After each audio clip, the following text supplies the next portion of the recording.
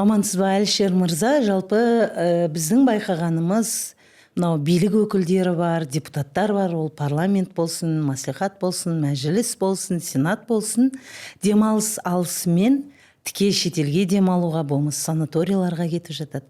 Ал сіз демалыс ала қара шаңырақтан табыласыз. Оны әлеуметтік желіге де жариялап жатасыз. Жалпы сізді қара шаңырақта не тартады? Сұхбаттың басын осындай бір ойландыратын сұрақтан бастадыңыз.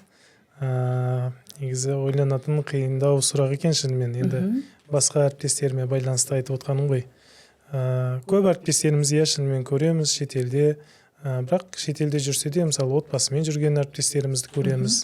Ал енді мен өзіме жауап берсем, өзім шынымен отбасымен болғанды жақсы көретін адаммын. Бұл енді мен саналы өмірім, қызметтегі өмірім үйден сәл алыстау өтті. Алыс болғанда қалай?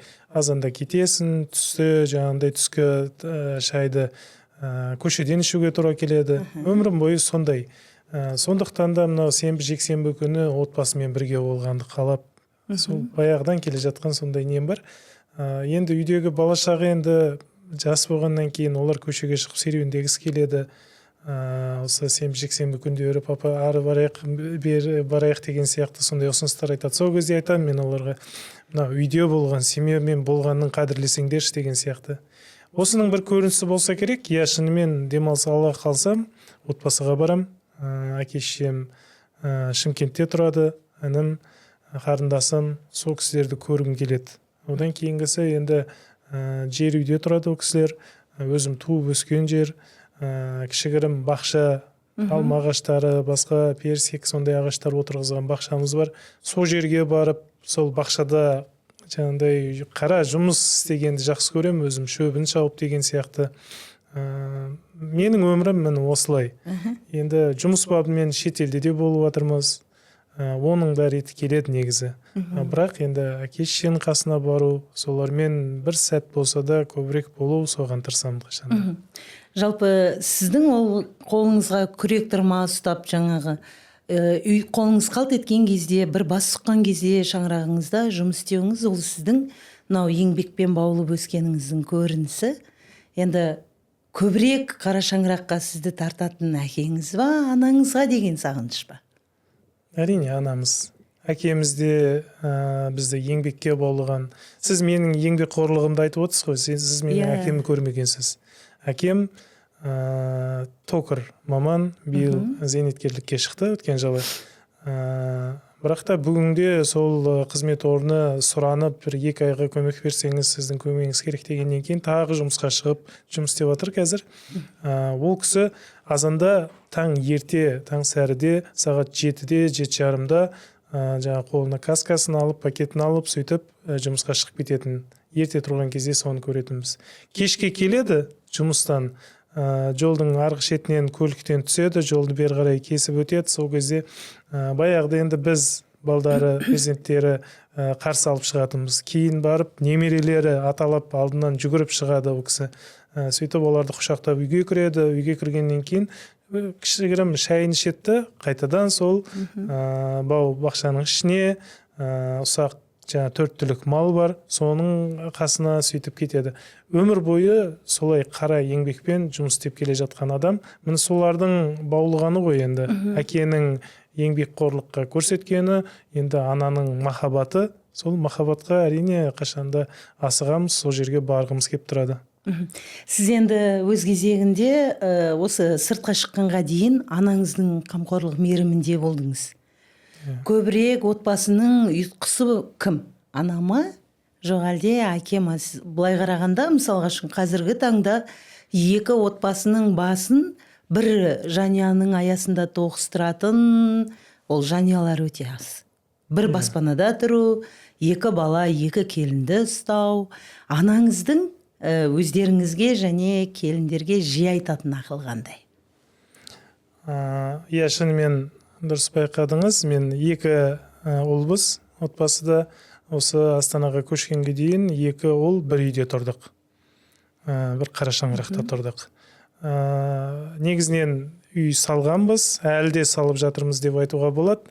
ол кейінгі уақытта мен өзім сол келіндердің ата енесіне қызмет жасаған, жас кезінде солардың қызметінде болған қалайтын азаматпын. Ал енді сол отбасы қалай олай ұйып тұрып жатыр? Оған келетін болсақ, жаңағы әкеңіз бе, шешеңіз бе деп отыр. Алдымен әкенің тәрбиесі, әкенің отбасыдағы рөлінің жоғары болғанның нәтижесі. Кейде енді отбасылық бір жағдайлар болады, бір мәселеде әкеміз бен шешеміздің келісе алмай қалған жерлері, тұстары болып қалады. Сол кезде енді бала болғаннан кейін енді біз көріп, енді қоғамның арасында жүрміз, сол ақылды басқа адамдарға айтып жүрміз, мысалы 40-қа келіп жатырмыз, бірталай осы қоғамдық жерлерде жұмыс істедім ғой мен өзім. Соны енді көріп тұрамыз, анамыздікі дұрыс. Сол кезде анама барып, мама сіздікі дұрыс қой, былай айтсаңызшы десе, жоқ, папаң айтты ғой деп, дұрыс болмаса да сол папаның айтқанына тоқтайтын ол кісілер. Міне сол тәрбие, Құдайға шүкір, менің отбасымда да, інімнің отбасында келіндер жақсы. Сол қанша жылдар болып кетті, әйтеуір бір шаңырақта, шаңырақ астында тату тәтті өмір сүргеніміз осының арқасы. Бұл жерде әкенің сол тәртіпті ұстай алуы, сөзін өткізе алуы, соның арқасы. Ал әйел адамның, мамамыздың сол ер адамның құрметіне бас иіп, соны көтермелеп жүргені. Айтады ғой жаңағыдай, егер әйел кісілерге сен өзіңнің қожайын байыңды, жұбайыңды патша етсең, сен патшайым боласың деген сияқты. Міне осы нәрсе бұл жерде ешқандай баяғыдан келе жатқан тағылым ол өзгерген емес. Кейінде солай болып қалады. Сіздің енді қазіргі әңгіме ауаныңыздан байқап отырғаным, біз сияқты ерім пір тұтқан патриархат отбасыда өмірге келген сияқты. Дәл айттыңыз міне. Осы айтқым келген осы нәрсе болды. Осы орайда жалпы анаңыздың жиі айтатын ақылын есіңізге түсіріп көріңізші. Көп нәрсе айтады ғой анамыз. Сізге көңіліңізге жақыны қайсысы? Көңіліме жақыны, енді ол кісілер кейде күліп әзілдеп айтамын, кейде шын ойланып қаламын. Мысалы мен бала шақтан мұғалім болуды армандаған. Ол кісілер мен арманды, нені қалайтынымды, өмірлік жолым қалай болғысы келгенін жақсы біледі ол кісілер. Сол үшін мысалы мына университетке түсер кезімде де менің қалауым бойынша сен нені таңдасаң сол деп таңдау құқығын маған берген. Мұғалім болам деп, сол тарихшы болам деп мұғалімдікке түстім. Бірақ енді жұмыс барысы басқа болды, мені партияға жұмысқа алып кетті. Содан кейін партия қатарында жұмыс істедім. Одан кейінгісі осы өзіңізбен әріптес болып, бұқаралық ақпарат құралдарында газет басқардым. Одан кейінгісі сенатқа келдім. Сол әрбір өсу кезде, қызметтік өсу кезде мамамның айтатын уайымдап тұрып, балам, жақсы сол мектепке барып мұғалім болшы дейді. Баласы өсіп жатыр. Сөйтіп сұраймын, мен күліп тұрып, білем оны себебі не үшін айтқанын білем, бірақ әдейі сұраймын. Не үшін? Сөйтсем, шашың ағы көбейіп кетті дейді. Сол мектепке баршы, қарапайым өзіңнің жаңағындай сабағың бер, маған сенің денсаулығың керек деген сияқты. Енді мен үйдің үлкенім ғой, үлкен ұлмын. Маған көп айтатын ақылы, інім, қарындасым соларға қарашы деп. Дұрыс бағдар бер соларға деп. Сол нәрсені көп тырысады. Мен сол інім мен қарындасым мен басқа туысқандарыммен қарым қатынаста сол мамамның ақылы, менің әрбір айтқан сөзім, менің әрбір шешімім мамам қалай қабылдайды. Сол нәрсе ойымда тұрады мен қашанда. Сондықтан да ол кісілермен дұрыс болуға тырысамын қашанда. Өзімнің эгомды, өзімнің мен деген бір үлкендігіңіз, басымдығыңыз. Соны сәл екінші планға анаңыздың көңіл күйіне қаяу түсірмеу себеп болып тұра ма? Көбінесе сол ақылдары. Енді әкеміз мысалы ақыл айтқан кезде, баяғы бала кезден айтатыны жаңағындай тегін нәрсеге, оңай нәрсеге барма дейді. Өзіңнің күшімен келу керек дейді. Адал бол дейді мысалы. Бала кезде енді бала болдық қой, университетті бітірген кезде осы партияға жұмысқа кірдім. Ол кезде ол қол жетпейтін нәрсе еді. Шынын айтайын. Өйткені мен қоғамда, біздің отбасыда ондай үлкен бір қызметтерде болған адамдар болған жоқ. Сондықтан ол үлкен нәрсе болды. Сол кезде мен сұраған папа-мамам отырған кезде, папа, мама, мен осындай жерге жұмысқа барып жатырмын. Енді алдымдан бір жүйе деген нәрсе бар. Сол шығады. Ертең маған бір ластырлықты істеуге мәжбүрлеуі мүмкін. Болмаса бір тірлікті жасай отырып маған пара беруі мүмкін. Сол кезде мен не істейін? Оны алатын болсам, мен байып кетем. Жолым болады. Бір жерге алып беріп басқа қылатын болсам, қызметте өсемін. Бірақ мынау қатып қалып, ол нәрсеге бармай сөйтетін болсам, ертең мен жұмыстан шығып қалуым мүмкін. Арадан 5 жыл, 10 жыл өткеннен кейін менің бетіме сен пәленшенің ұлы сияқты, пәленше түгенше сияқты осылай сол жүйе бойынша барсаң, соның ағыммен барсаң, біреуден алсаң, біреуге берсең, өсетін едің ғой. Міне сен жаңағындай топастығың арқасында болмаса, жаңағы кербездігің, сол мінезіңнің арқасында міне үйде отырсын деп айтатын болсаңыздар, маған сол айтты жаңағындай ауыр тиеді. Осы кезде маған ақылдарыңызды айттыңыздар деген кезде екеуі де бір ауыздан алмайсың, бермейсің. Сөйтіп папам сол кезде 3 кетпен жасатып келген. Біреу өзіме, біреу саған, біреу ініңе. Кетпен шауыпты аштан өлмейсің. Не деген тағылым? Міне сол нәрсе осы күнге дейін келе жатыр. Құдайға шүкір, мен сонша қызметтерге келдім. Бір жерге бір тиын пара берген емеспін. Алған емеспін. Құдайға шүкір, соның арқасында жүзім жарық болып сөйтіп келе жатырмын. Сол кісілердің ақылы. Әлішер қазір анасына еркелей ма? Еркелеймін. Қайтып еркелей? Көп еркелеймін. Негізі мен бүгінгі сұхбат болатынын білген жоқпын. Кеше алдың күні бір сағыныш болды. Анаңызға деген сағыныш? Сағыныш болғанда мен жұмыстан келген кезде шаршап келем. Жүйкеміз шаршайды. Мынау қызметте отырғанда қағаз жазып, қол қойып, оңай сияқты болады. Ол сен физически ондай жаңағындай қуаттың сарқылмауы мүмкін, бірақ ойың шаршайды. Адамдармен қарым-қатынас, олардың ұрыс керісінің арасына түскен кезде эмоционалдық сондай бір күйзелу болады. Сол жұмыстан келгеннен кейін отырып бір пиала шай ішіп отқан кезде дастарханның басында отырып, келші балам, басыңды қойшы деп тізесіне басын қойып, 1 сағат тіпті одан да көп уақыт мен басымды қалап сөйтіп отыратын бардығым. Сол сәтті сағындыңыз? Соны сағындым, шынын айтсам. Мен ол шаршағаннан емес, басқадан емес. Сол мамамның сөйтіп аймалап басында отырғанды, жаңа тізесіне бас қойғанды сағындым. Енді алыста болған жоқ, негізі мен әр айда кем дегенде 1 рет сол әке-шешеме қасында болуға мүмкіндік алам. Қазірге қызметімде барып келем. Жақында ол кісілер Астанаға келді мысалы. Осы жерде болды. Көпте болған жоқ, бірақ бәрібір бала болғаннан кейін сағынасың. Дәл қазір телефоныңызды алып, анаңызға, анашым, мен сізді сағындым, жақсы көрем деп айта аласыз ба осы студия барысында? Айта аламын, әрине. Осыға келердің алдында ол кісімен сөйлестім. Ол кісі енді денсаулығы сәл сыр беріп сөйтіп жүр, содан кейін көп көңілін көтеруге, әзілдеуге, сөйтіп бір күлдіріп қоюға тырысамын. Ал онда айтып көрсек, сіздің көңіл күйіңіздің түсіп жүргеніне анаңыздың сырқаттанып жатқаны себеп болуы да мүмкін ба? Көңіл күйімнің түсіп жүргеніне дейсіз ба? Күйзеліс.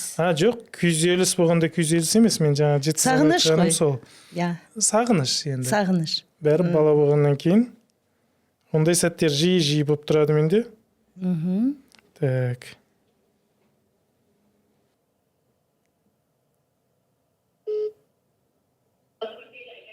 Алло? Әлішер, яқшымсың? Аллаға шүкір, қалайсың? Яқшы, шүкір. Мен бір студияда отырыпмын. Шетті сізні сағынып кеткенім бір ет бармақшы едім де өзіңізге. Сізні яқшы көредігенімді. Рахмет балам, мен сені яқшы көремін. Әрдайым аман бол. Адам білән өміріңнен ұзақ болсын, бақытымызға аман болыңдар. İnşallah kendini kesin sana meni baktımla aman bol. Hop. Rahmet. Kızılığını görgen. Amin. İlahimizge görgen. Amin. Allah'ım ya, görgen ben de sıvı. Amin. Hop, xabarlaşaman. Dostum. Mamamdı cennetim деп сақтаймын. Өте керемет. Папамды құбылам деп айтам.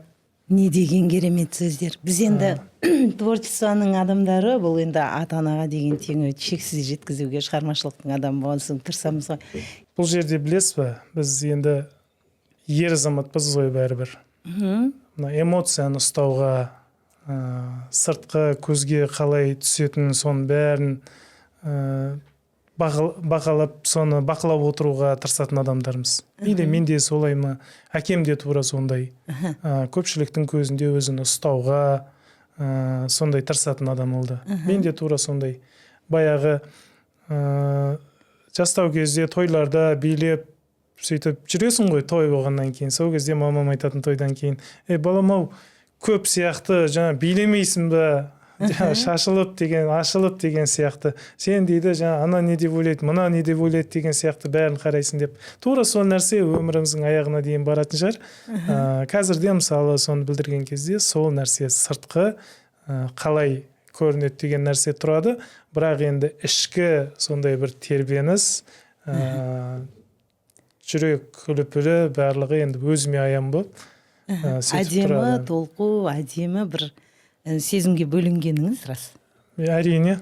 Енді ол кісі қасымда отырса, бәлкім басқашалау айтуы мүмкін беді. Бір анығы папама өйтіп сөйлесе алмаймын.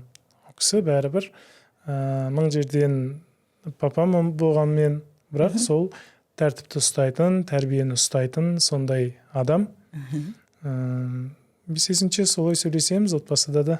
Өте әдемі. Жалпы енді мынау әке көрген оқ жонар, шеше көрген тон пішер дейді. Сіздің қазір әңгіме ауаныңызда көбіне көп жаңағы найза ұстайтын, оқ жонатын, жауға қарсы шабатын бір азаматтың бейнесі бола тұра нәзіктік бар бойыңызда. Иә, сол нәзіктік анадан келді. Анадан. Анаңыз өмірде қандай адам?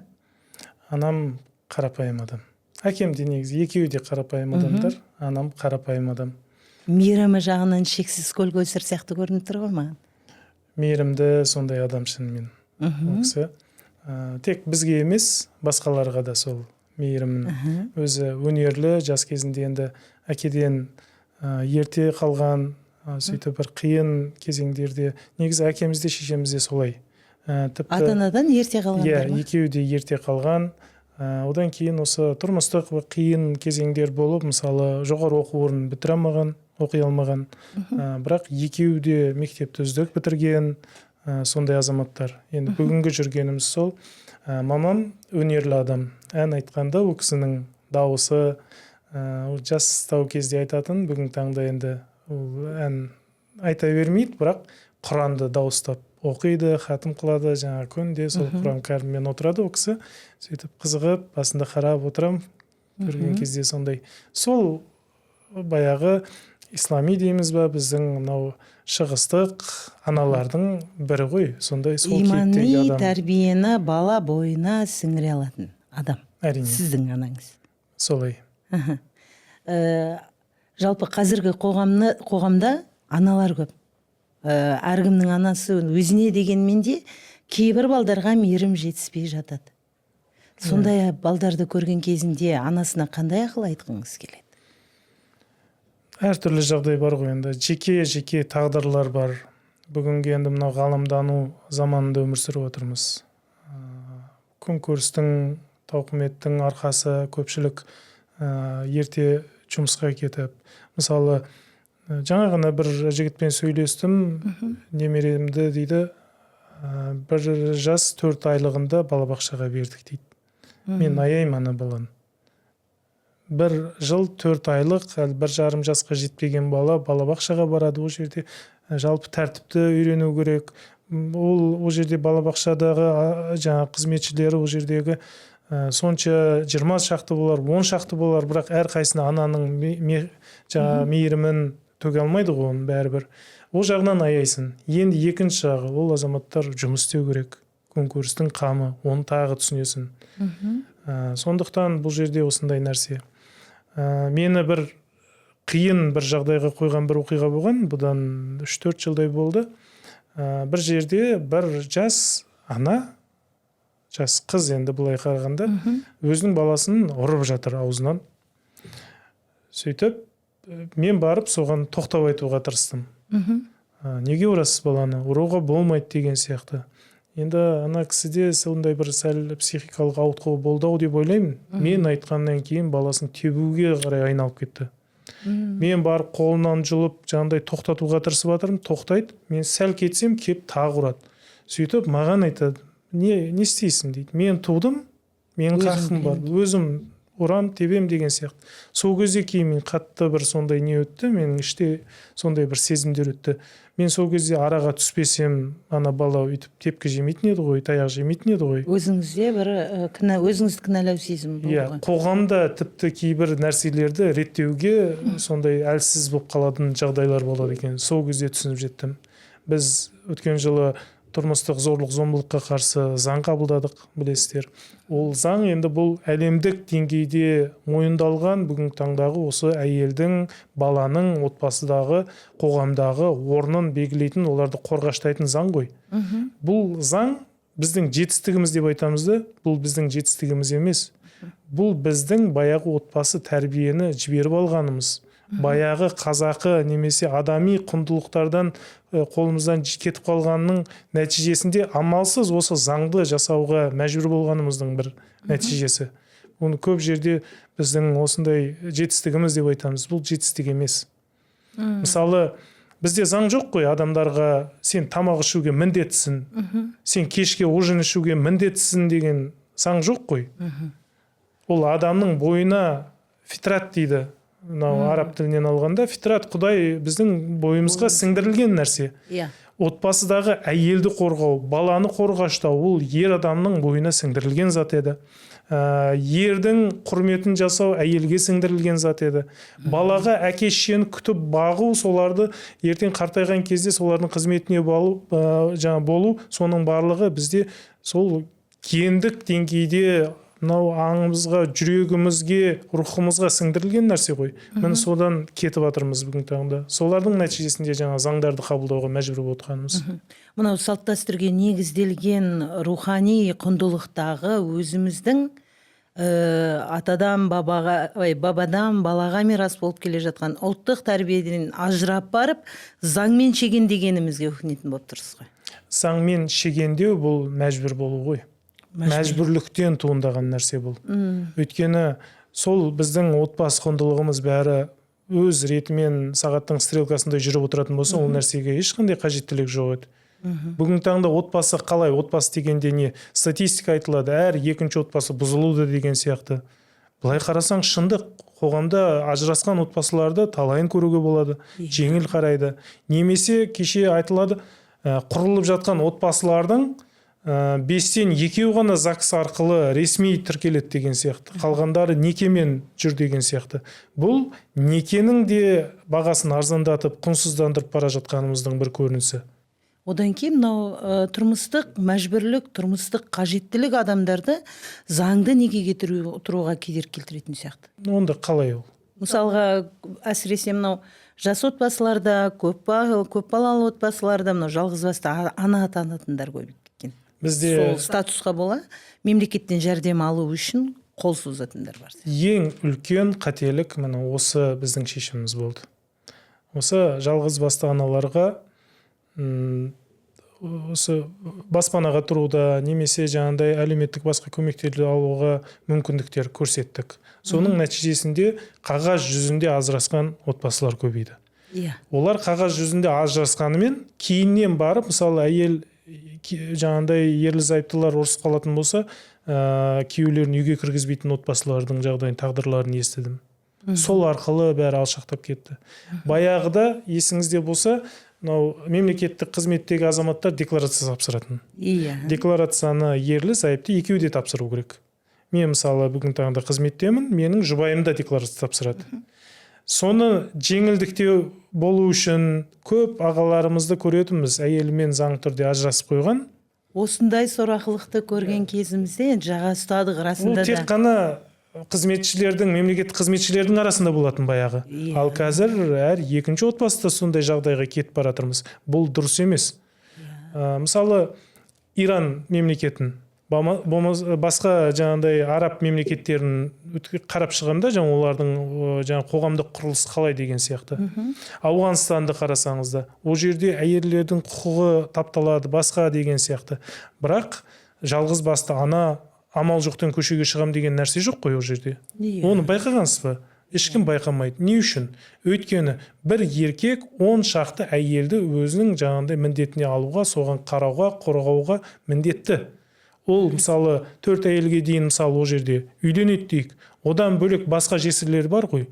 Ол жесір біреудің қарындасы, біреудің әпкесі, біреудің туысқаны. Солар өздерінің туысқандарының өзіне бәріне жаңағыдай қорғаштап, оларды тіпті далаға шығармайтын саясаттың бір шеті осы жақта жатыр. Иранда да мысалы сондай жағдайлар бар. Ал бізде енді ол мысалы 4 әйелдікке немесе басқа жаңағыдай нелерге баруда ешкімге мен бермеймін, ақыл бермеймін. Бірақ өзіміздің қарындасымыз, әпкеміз, туысқандарымыз соларға қамқор болу керек. Міне осы жүйені қайтадан қолға алуымыз керек. Баяғы қазақи орта қалай болды? Бір бай болды. Сол байдың төңірегінде бір ауыл, оның туысқандары барлығы күнін көрді. Күнін көрді. Байдың малын бағат, қонақ келетін болса, сол байдың малынан сұрамай тұрып бір сойысын апарып соя салады мысалы. Сол негізі ислами тәрбиенің бір шеті осы. Сен бай бола тұрып, сенің мынау ауылыңда төңірегіңде кедейлер қиналып жатса, ертең ана дүниеде сұрау ауыр болады деген хадистер бар. Міне осы нәрселерді ұмытпауымыз керек. Жалпы енді қазір әдемі бір қоғамдағы көп көтеріле бермейтін бір мәселе айтылып қалды. Бұл мынау көпке үлгі елдің алдында жүрген азаматтардың отбасының жаңағы декларацияға бола ажырауы. Менің өзімнің басымнан өткені жұмыс барысында осындай бір жағдайларды көрген кезімде, енді ол кісі сот болатын, әйелмен арасында сондай қатынастың жоқтығын көрген кезімде мен жаға ұстадым. Хотя бірге тұрады. Енді көпке үлгі болатын азаматтардың осы әрекетіне өзіңіз қандай баға бересіз? Енді мына алдағы уақытта мына жылма-жыл декларация тапсыру барлығына бірдей міндетті болып келе жатыр. Бұл қадам сол жаңа ерлі-зайыптылар фиктивный ажырасып қоюдың алдын алатын болады. Өйткені баяғы күйеуі мысалы мемлекеттік қызметте ол декларация тапсыруға міндетті болды, әйелі ажырасатын болса ол тапсырмады. Соның отыратын жағдайлар да болады. Енді олай болмайды ол. Енді олай болмайды. Кәсіпкерлікте болатын болса, оның барлығы өзінің декларациясын тапсырылады. Мүлік дүние қай жақтан келе жатыр, оның бәрі көрініп тұрады. Мынау мемлекет басшысы өткенде жеңілдік беріп, осы жалпылама декларацияны тоқтатты. Оның өзі бүгінгі таңдағы біздің алатын жаңағы өтемақыларымыз, жалақымыз, оның барлығы кіріс көздерінің барлығы негізі былай қарайтын болсақ, банктік аударымдар арқылы бәрі көрініп тұр бұл жерде. Оған қажеттілік жоқ, өте дұрыс шешім болды. Міне осы жүйе, осы жұмыстар енді ондай нәрселердің алдын алатын болады, оған қажеттіліктің өзі болмайды. Тек қана мынау отбасыға немесе басқа да бір жеңілдіктерді алуға, соған жалғыз басты аналарға мүмкіндік берер кезде жіті ойланып барып кейін шешім қабылдауымыз керек. Соны түзесек бәрі орнына келеді деп ойлаймын. Жалпы енді отбасы кішігірім мемлекет. Саясаттан қайтадан өзіміздің жаңағы қара шаңырағымыз жүрегімізбен жылы қабылдайтын, жүрегімізбен іздейтін соған оралсақ. Сіздердің осы кіші мемлекетте қаржыны кім жүйелеп, кім ұстайды? Анаңыз ба, әкеңіз ба? Үлкен отбасымызда, қара шаңырағымызда анамыз ұстайды. Әкеміз тауып әкеп, анамызды қолына ұстатады. Анаңыздан ақша сұрайтын кездеріңіз бола ма? Иә, анамыздан сұраймыз барлығымыз. Енді біз сұраймыз, папа талап етеді деген сияқты ғой, енді әкеміз пәленше бер, түгенше бер деп ол талап етеді. Біз сұраймыз әрине. Мен өзімде жалақымды алып барып, сол мамам қолына тапсыратын. Енді қазір бөлек тұрып жатырмыз. Бұл үрдісті бөлек тұрған кезінде тоқтаттыңыз ба, әлі де беріп тұрасыз ба? Берем. Оған жұбайыңыздың көзқарасы қандай болады? Дұрыс. Тіпті мен енді айтайын сізге, біз отасқанымызға 17 жылдай болып отыр. Осы уақытқа дейін мен тіпті жалақымның қанша екенін ол кісі білмейді. Кейде әзілдеп сұрап жатады, мен айтпаймын жаңағындай әзілмен. Сондай кейде осындай бір жерлерге барғанда мен мақтанатын бірдеңе болсын, мен әйелім тіпті мен жалақым қанша екенін білмейді деп айтамын деп. Сол үшін айтпаймын, принципиально ол кісі білмейді. Бұл қаржылық мәселелерде мен өзім жеке дара шешім қабылдаймын. Отбасыда осындай жағдай. Өте жақсы екен. Жалпы әйеліңіздің, сіздің жан-жарыңыздың анаңызға ұқсастықтары бар ма? Бәрібір келінінен топырағынан жаралады, ұл бала анасына ұқсайтын қызды алады деп жатады. Сіздің анаңызға деген сағынышыңызды бұл тұста әйеліңіздің басып кететін тұстар бар ма? Мінезіндегі ұқсастықтар қандай? Өте көп. Өте көп па? Иә, жаңа топырағы бір деген ол тек қана біздің отбасыда емес, қоғамда талай рет көргенмін. Мысалы, бойы ұзын жігіттер бар. Үйленеді, өзінен бойы төмен, жаңағындай сәйкестік жоқ. Сөйтіп, мен таңқалатынмын, осындай қалай болады деп. Сондай отбасыларды біразын білемін, тура сондай. Әкесі бойы ұзын, шешесі бойы кішілеу. Міне, бұл ертең өзінің мынандай сөз бар ғой, жаңағындай. Ер жігіт үшін қыздардың идеалы ол өзінің мамасына қарай. Иә. Мамасы өзінің идеалында тұрады, қызды да солай табуға. Иә, мен жұбайымда мамама ұқсайды. Ұқсайтын тұстары өте көп. Баяғы бала кезде не болатын, енді папа тірнектеп енді ақша жинайды, басқа болады, бәрібір өзінің әйеліне бір сыйлық жасағысы келеді. Кейде отыратында жүр, мен саған алтын алып берем деп шығып кететін. Болмаса көйлек алып берем деп, болмаса басқа нәрсе деп сөйтіп базарға кететін екеу. Сөйтіп базардан бір кезде ұрысып келеді. Папа жынданып келеді. Сөйтсе жаңағындай аралайды, ананы көреді, мынаны көреді. Сөйтіп мама алмай қайтады. Шамал үстіне қосып басқасын аламыз дейді. Болмаса жоқ, отбасыда басқа бір шығыс көздеріміз бар, соған жаратайық деген сияқты. Оған папа бұлданып сөйтіп келетін. Енді соңғы кездерде мен әйелімде деген соны байқаймын. Кейде жаңа дүкенге басқаға барып аралаған кезде мына нәрсені саған алайық десең, жаңағындай онша қалай бермейді. Отбасын көбірек өзінен артықтау қойып тұрады ғой. Иә, солай. Ол нәрсе бар. Сол үшін де мен риза боламын, өзіне айтқан емеспін оны, бірақ сыртынан байқаймын. Өзіне емес, бірінші маған, перзенттерімізге, сөйтіп жаңа Аминаның мына нәрсесі бар, алу керек, Салиханың мынаны алу керек деген сияқты бәрі санап сөйтіп отырады. Сөйтіп папаның сол кезде жынданғаны, маманың солай ештеңке алмай қайтып келетіні. Тіпті мен сол бала кезімде маманы екеуі барып, бір алтын сатып алып келген есімде жоқ. Қанша рет барса, сонша қайтып келетін, ұрсып. Папа ұрсатын, бұл ақша енді жоқ болып кетеді деп. Босқа кіріп кететін болды ғой дейді ғой. Енді солай ғой. Жалпы анаңызға сыйлықты сіз таңдайсыз ба, келіншегіңіз таңдай ма? Соңғы берген сыйлықтарыңыз қандай? Келіншегіме жүгінемін. Соның ақылына жүгінемін. Не берейін деген сияқты. Ол енді келіншегім сондай бір творческий сондай адам, фантазиясы күшті. Романтика. Иә, романтикаға жақын, дәл айттыңыз. Кейде ұрсам оған, чересчур романтика, индийский ойын қой деген сияқты. Негізінен жақсы таңдайды, соның ақылына қараймын. Енді бәрібір материалдық жағдайға, ақша жағын, оның бәрін ойластырып барып, сөйтіп шешім қабылдаймын, мен қабылдаймын. Осындай жағдайлар отбасымызда. Демек, сіздің келіншегіңіз енесінің талғамын жақсы меңгерген, жақсы біледі. Иә. Солай болып тұр ғой. Ол моданы жақсы түсінеді, талғамды жақсы түсінеді. Кім көбірек сөйлеседі, сіз бе, келіншегіңіз бе? Екеуіңіздің араңызда кей кезде талас бола ма, мен қатты жақсы көремін маманы деген? Ондай талас болмапты осы күнге дейін.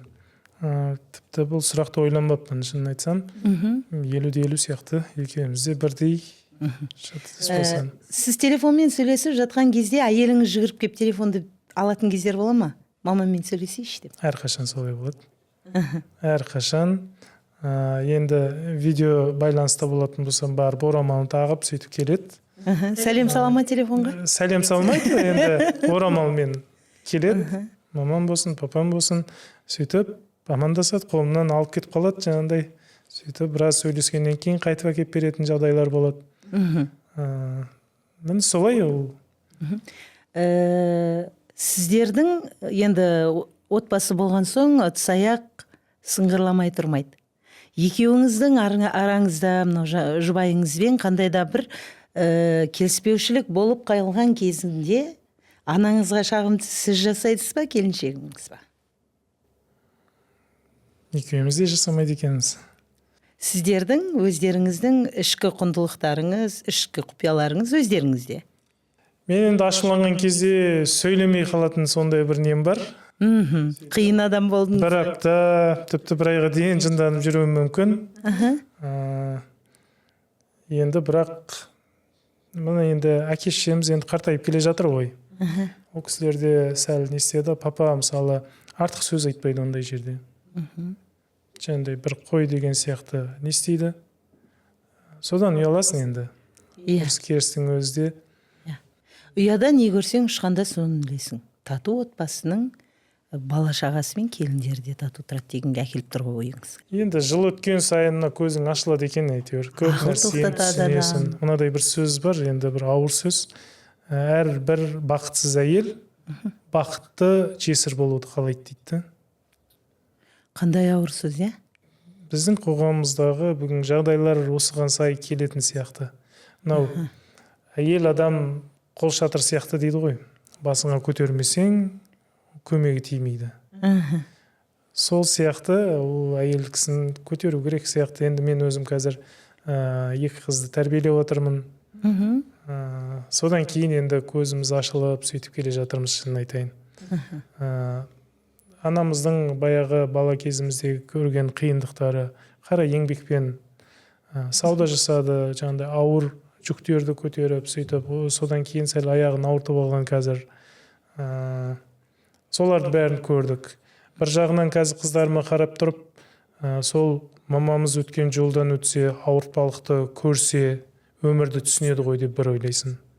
Екінші жағынан қазір енді заман өзгерді, жеңілдік бәрі, бұларда жеңіл өмір сүрсе, ол кездегі сынақты Құдай басына салмасын дейсің, әке ретінде солай ғой. Соны, бірақ енді екі жағда бар да, мысалы бүгін жеңіл өмірге үйреніп өскен бала ертең бір жерге келін болып түсады, бір әулеттің келіні болады. Ол кезде ол әулеттегі қиындықтарды, өмірдің қарапайым болмашы бір сәтсіздіктері басқасына шыдай алмай, ол семья ажырап жатса, ол да дұрыс емес. Сондықтан да баяғы қиыншылықты мынау отбасыда бала кезінде көрсе, ертең соны болады деген бір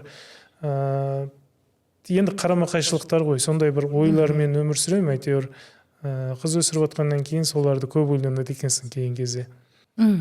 Жалпы анаңыздың ауыр еңбекпен өткенін, жаңағыдай ауыр заттар тасымалдап жүріп, сіздерді жетілдірген туралы айтып қалдыңыз. Осы орайда бала Әлішер анасының бейнеткештігін көрген кезінде не туралы армандады? Сіз жалпы бай болуды бала кезде армандадыңыз ба?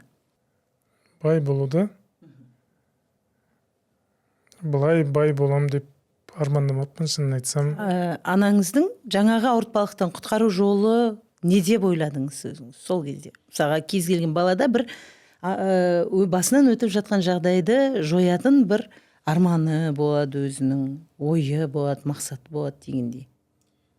Сол арман өсе келе мақсатқа айналады, былайша айтқанда.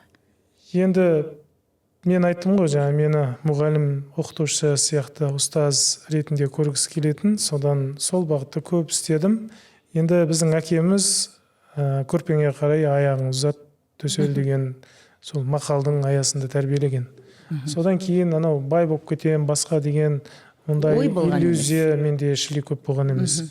Мен де сол енді әке-шешенің қасында өскеннен кейін олардың ауыртпалығын қасына барып, тіреу болып, соның жартысын босатып көтеруге әрекеттенді. Иә, негізінен солай болған екен. Енді мен бұрын ойлап көрмеппін бұл нәрсені. Қазір сіз сұрақ қойғаннан кейін қарап отырмын. Мен енді мынадай көлігім болады, басқа болады деген ондай менде арманда болмаған сияқты. Бұл енді өмірден түңіліп кеткеннен емес ол. Армандағанда қалай сол үйім болса, отбасым болса, тіпті қазір мына подкаст түсіріп отырмыз ғой. Тура сондай подкасты мен отбасылық жаңағыдай сатыбалдиевтер немесе Әлішердің үйіндегі қонақта деген сияқты бір рубрикамен подкаст түсірсем деген сондай бір армандарым болушы еді. мынау көзге көрінген азаматтар бар ғой енді, ел ағалары, соларды отбасыма шақырып, солармен дастархандас болып, олардың өмір жолын міне сұрап отырып, сөйтіп сол кезде менің перзенттерім, үйдегілер бәрі қасымызда отырса, олар сол адамдардың айтқандарын білсе, естісе құлағымен, оның барлығы санаға қонады ғой. Сол арқылы оларды кішігірім тәрбие алса, сөйтіп қонақтан тұрғаннан кейін бәріміз естелік суретке түссек, Сатыбалдиевтер отбасының альбомына ол түссе деген сияқты сондай бір армандарым болушы еді. Енді Құдай қаласа оны орындаймыз әлі. Негізі мына қонақ құт қой енді ол. Береке, бір ағамыздың айтқаны бар еді, мен перзенттерім өзім тәрбиелемедім, келген кездегі қонақтарын тәрбиелеп кетті деп. Сондықтан да міне осы бағытта, ал енді мен тіпті депутат болам деп ондай ойлаған жоқсыз. Негізі бұл жолдың, бұл күндердің келетінін білгенмін. Тіпті қаштым десем де болады бұдан. Өйткені мен 40 жастамын, 40-қа енді толдым. Одан кейінгі өмір бар ғой, ал жақта не істейміз? Бұндай жерде мысалы қоғамға өзінің керегін беріп, қызмет жасай отырып, соңында зейнеткерліктің алдында осы депутаттық қызметтерді атқарып, сөйтіп кейін барып зейнеткерлікке шығу бәлкім дұрыс па деген сияқты ойлайтынмын. Сіз демек жасыңыздың ұлғайғанында депутат болғыңыз келді. Енді солай дұрыс деп ойлайтынмын. Енді қазір мысалы қызмет жасап жүрміз. Сөйтсек, жастардың да мәселесін айтатын адам керек екен. Сол 40 жастағылардың көзқарасымен, жаңа пайымымен кейбір шешімдерге келетін орындар бар екен. Кейбір мәселелер болады, мысалы сенаттың өзінде немесе жаңағыдай ассамблея тарапынан жассыңдар ғой деген сияқты, сіз мына мәселені қараңызшы деген сияқты сұраныстар болып жатады. Сол кезде ойланам, жас кезде де адамның атқаратын функциясы бар екен. Сол үшін мен таңдалдым деген сияқты. Отбасымен ел ағаларымен бірге түскен суретін армандайтын Әлішер ел ағасы болды. Анасының сол кездегі эмоциясы қандай болды және алғашқы сөзі? Сіз сүйінші сұраған шығарсыз анаңыздан? Иә, бірінші әке-шешемізге айттым. Айтқан кезде жаңағы айтқаным бойынша мамамыз бірінші бармай қоясың ба деді. Тағы шашың ағы көбейіп кетті деді. Сөйтсе қасында папа отырып, ол кісі жынданды. Бетін қақпа баланың деді. Балаңнан таңдау құқығын беріп тұрған жоқ. Менен сұрады сөйтіп, или сенен сұрап тұр ма, жаңағыдай келесің бе, келмейсің бе деген сияқты. Мен айттым, жоқ, осылай ұсыныс түсті, депутат боласын деп. Сөйтсем, болды, елге керек. Бала кезімде мамам көп айтатын сөзі бар тұғын, бұл баламды мен үкіметке туғанмын деп. Сол үкіметтің несі келе жатқанымыз ғой. Мамам ол кезде де тоғы өзінің дәстүрінен айныған жоқ. Тағы сол бармай қоясың ба балам, шашың ағы көбейіп кетті деген сөзін тағы айтты.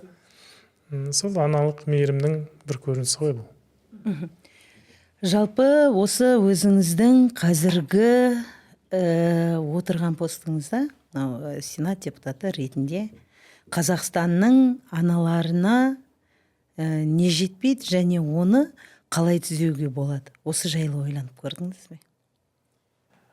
Қазақстанның аналарына, әлемнің аналарына деп айтуға болады. Жетіспейтін нәрсе осы отбасылық бақыт. Отбасыда әркім өзінің орнымен болатын болса, әр өзінің баланс ұстайтын болса дейсіз ғой. Баланс ұстауы және өзінің құрметіне, тиісті құрметіне жететін болса, барлығы орында болады. Ананың беделі құрмет арту үшін әкенің құрметі арту керек. Әкенің құрметі артқан қалай артады ол? Ананың перзенттеріне берген тәрбиесінің арқасында. Бір мәселе болатын болса, әкең не дейді? Имам ағамыздың, Нұржан имамның бір айтқан сөзін тыңдап едім. Бір жастайында шалынан айырылған әйел, жаңа шалының киімін төрге іліп қойды, ақшаны соның қалтасына салады екен. Қалтасына салып қояды деген. Перзенттері жаңағы ақша сұраса, әкенің қалтасынан ал деп айтады деген сияқты. Міне осы нәрсе ғой, біздің қоғамға жетіспейтін нәрсе осы. Барлық кемшіліктер бүгінгі қасірет деп айтатын едім. Қасіретіміз соның арқасында келе жатыр. Өйткені аналар құрметтелу керек, қастерлену керек. Олар қастерлену үшін жаңа умай ана деп бекер айтпаймыз. Умай ана, от ана, жаңа отты қорғап үйді отын өшірмей отырған аналарымыздың құрметі өзінің орнымен болу керек. Ер адам бұл көшенің адамы. Көшеде нәпақасын табу керек. Адал еңбектің арқасында азық түлігін үйге әкеліп беру керек. Бәрі өзінің ретімен болу керек. Сол кезде бізде сәл ауысып кетті қоғамымыз. Мынау бүгінгі таңда үкіметте жүрміз, әкімдіктерде, сол мемлекеттік қызметте жүргенде көптеген қыздардың 30, тіпті 40-50-ге келген қыздардың басы бос екенін көріп жатамыз. Отбасы құрмағанын көремін. Мен өзім мансап қуып кетті ғой. Мансап Нәзік жандылар. Қуғаны да бар. Бұл енді өмір қасірет негізі. Жас кезде жаңа карьера деп ойлаған шығар. Демесе өзінің теңін әлі кездестірмедім деп ойлаған шығар. Бірақ отбасы болғаннан кейін 1 жыл, 2 жылдан кейін декретке шығу керек. Соның барлығынан қорыққан болуы да мүмкін. Кейбір әйелдер мен қыздармен сөйлескен кезде оны да айтатындар бар. Маған байдың не қажеті бар деген сияқты. Мен 1 бала туып болсам, маған сол жетеді деген сияқты. Өте көп қазір сондай пиғылдағы аналар бар. Екінші шетінде көрдім. Сондай бір қызметте жүріп, зейнеткерлікке келіп, жас жеткен кезде сол шешіміне өкінген, қасында жүрген жас қыздарды ұрысқан, сендер мен сияқты болуды қалайсыңдар ма деп сөйтіп, ол сөзді ұрысып айтқанымен оның ішінде қандай бір вулкан атылып отқанын ешкім білмейді. Соны ойлану керек. Адам баласы пайда болды ма, ерлі зайыпты қып жаратылды. Алланың берген фитраты, жаратылысы осы. Одан ары қарай кететін болсаң, оның барлығы қасіретке апарады. Адам атаның қабырғасынан жаратты ма, ол екеуі бір болмыс қой. Соның барлығын ұстамағанның кесірінен осы нәрсе болып жатыр. Енді менікі бұл енді бір сәуегейлік, пайғамбарлық, сондай бір неге өсиетке сияқты кетіп жатқан шығар. Мен енді бірақ осы күнге дейін түйгендерім осы.